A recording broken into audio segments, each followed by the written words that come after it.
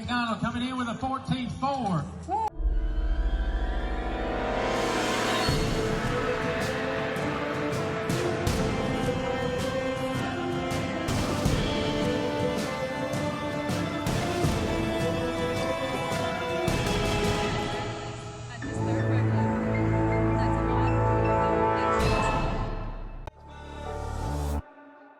I was raised by the wolves.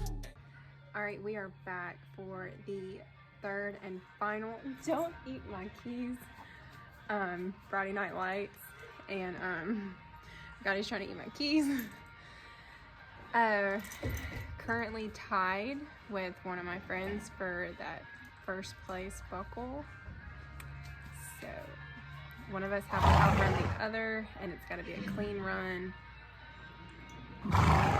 I am just praying and praying and praying and praying and praying that we get the run that we need and the points that we need. And Rigotti leaves with his first buckle. He's already won a saddle. He's already proven himself, but he has yet to win a buckle.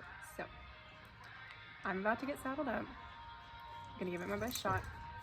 Try to stay focused, and we'll see where it takes us.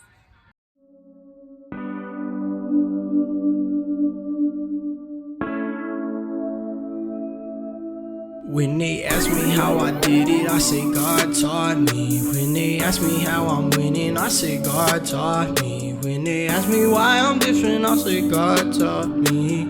This my time to get it. God taught me. When they ask me how I did it, I say God taught me. When they ask me how I'm winning, I say God taught me. When they ask me why I'm different, I say God taught me. This my time to get it. God taught me.